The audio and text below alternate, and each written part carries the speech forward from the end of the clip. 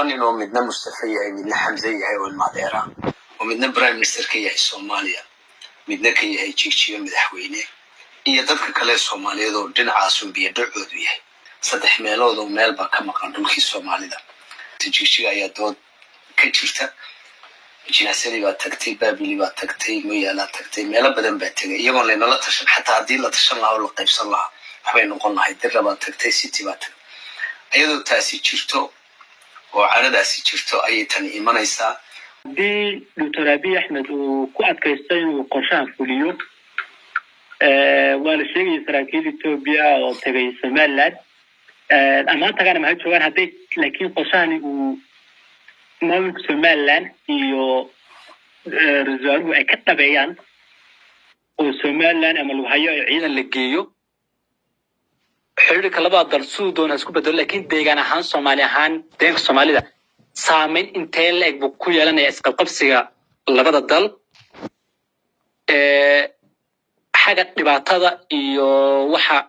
كسوغاري كرايا حديد سؤال هذا سديتن بقول كل سديتن قرع سديتن كل حرية سمان لنا بربر كل حرية هاي وضل قود قصة مراوات على حدي مركا شهادا وقوي خلق القيمة هذا محيصة كتما ضد يانك سامين تالي بكويا لنسا لانك كايا حدي سافقارت كان دولة مبتشالة قالها الله أما الصومالي تبسيف عنوه الشيان ومد لبدا وداني هشيس كي هنا نبات كوي مادة وهرقلو تالفت يدينك سامين تالي بكويا لن دونتا صح دقالك الصومالي دا هوران هو ويالتي هدنا هدي أرنتان وبرايم مينستر أبي كغدا بيو ويكويا لن يساب because هدي أرنتان اي دعضو الصوماليا وح أفران آن كاهين دقال مجرو سي اي كو دقالان تبها كو دقالانتين jabhada ma soo baxayaan macawisley ma soo baxayaan dad iyagu deegaanada ka tirsan oo awdal iyo luqaya iyo oo arrintan diidan jabhada ma sameeyeen lazman arrintani qalalaasay dagaal bay keenaysaa hadii qalalaasay dagaal ay keentana dawladda deegaanka Soomaalida markii soo raba cadibnaa oo runtii xayndaabyo aad u xun ay ku meeraysnaayeen dhaqaalihiisu xun yahay dadkiisu tabool yahay production system aan lahayn warshada aan lahayn ku nool jidka yar wajaale marna laga xilo marna ko tarbanka la dhaco caqabad gaar ah ay ku yeelanaysaa waxa kale oo ay taasi dhaqaaluhu de runtii hadeenaan been isku sheegin gobolkan dhaqaalihiisu meel xun buu yaalaa oo dadku public sector kana kama shaqeeyaan dawladda uma shaqeeyaan waa inta yar gudahooda iyaga barbariyo waxaas isweydaarsigaas ka dhaxeeya ayuu bay ku nool yihiin intuna hadii ay nabadda la waayo meel xun bay marayaan taas waa halkeeda secondly meesha kale ku yeelanaysa waxa weeye dadkan aynu ka hadlaynaa waa Soomaali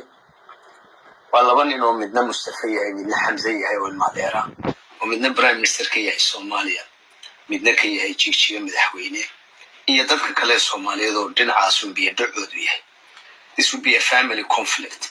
familka iyo qoyska ayuu soo gaaraya dhibaatadu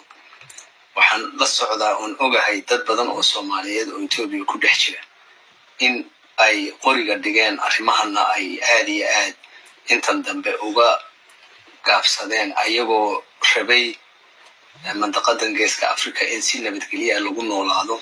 Soomaaliya meesheeda ku noolaato dadka Soomaaliyeed ee meesha ku dhex jirana bal xuquuqaha ka maqan ayagoo runtii warankii ku dhacay xilliyadii hore kii ugu dambeeyay haba noqdo 1954kii ayagoo yiri bal that's something maanta aan ka hadlayno oo ah dadka Soomaaliyeed inay marra Ethiopia ogolaan laakiin international rules and regulations baynu meelaynu ka marna weynay oo waxa la yiraahdo sovereign state and territorial integrity ayaa in caqabadeeyay dagaaladii la qaadayna waxa meelo badan iyagoo marayay soo afjaray waa arrimahaas ahaayeen tooda ugu quruxda badan waxay dhaxmartay Allah naxariistee ninkii Hussein Qasim iyo Kissinger Henry Kissinger oo markaa ahaa national security-ga Mareykanka 1977 oo kulaha maxad ka rabtaa waa qadiyadii kala qaybisay xataa labadii nin ee ugu caansanaa Mareykanka siyaasadiisa markay noqoto adduunka Brzezinski iyo Henry Kissinger oo maalin Tesla 100 jir ku dhintay bimacna arrimahaas waxay ugu kalifiyeen dadka dawlad deegaanka degan ee Soomaalida in ay dulinimo badan qaataan in ay gumaysigii qabsaday 1954 ugu dambeeystiisa ay yiraahdaan bal gudihiisaan wax ka raadinaynaa oo madaxweyne Mustafa iyo dad badan arrimaha kaga dhawaajiyeen taas waa ayagoo taas ogol ayaa marka laga soo bilaabo 2004 anigu waxyaabo badan aan ka qoray ilaa maanta charterkii ugu horeeyay soo baxay 1991 xadka Soomaalidu maanta meeshu ahaa maalinta ku saxeexnay charterkaas iyo maanta meeshu yahay saddex meelood oo meel ba ka maqan dhulkii Soomaalida xanaaqaas oo dhan dadka ku jiray gidigeen waa idin ku jiray gidigeen waa inuu jiraa maanta jigjiga ayaa dood ka jirta jinaasadii baa tagtay baabili baa tagtay mooyaala tagtay meelo badan baa tagay iyagoo la tashan xataa hadii la tashan lahaa oo la qaybsan lahaa waxay noqon lahayd dad baa tagtay city baa tagtay ayadoo taasi jirto oo caradaasi jirto ayay tan imanaysaa qofka Soomaaligu marka laba mu ka fikiri kara dawlad deegaanka kuwa kala hadda ka hadlaynay inay siraahdaan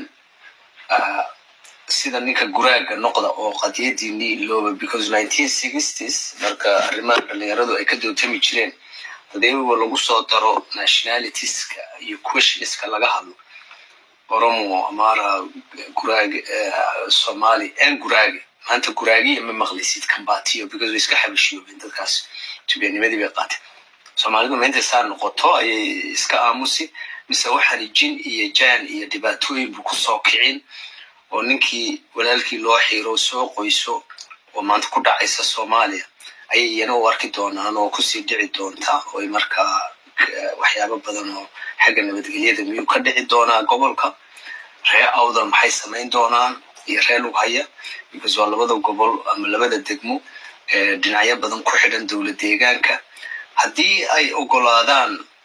waxaan Ethiopia ay qaadatay wax badan dhici maayaan laakiin haddii ay dadku ka diidiyaan oo dagaal ay bilaabmaan lazman politically socially iyo economically wax weyn ay ku yeelanaysaa dawlad deegaanka marka waan dhageystaa kamar labaad madaxweyne Mustafa oo afxamaari ku hadlayay runtii arrimihii abi uu yiri ayuu isna dib ugu celiyay anaga waxaan noo dana babba sheekaynkaasa marka waxaan kala garanayn sida ay dadka hoos ahaan igu soo qoreen oo leeyihiin madaxweyne wuxuu yiri arrinta daba leeyiri iyana isaga ka dhabtahay anigu bay sheegi maayo laakiin tani weyn wuxuu sheegay isaga garanaya I think the backstops responsibility iyo mas'uuliyadda madaxda dawlad deegaanku haddii arrintan ku najaxaan oo ku najaxayaan haddii ku khasaaraan arrin foolxun umadooda la noqoto dagaal bilaabmaana sida uga dabaan lahayn iyaga marka waa arrin akran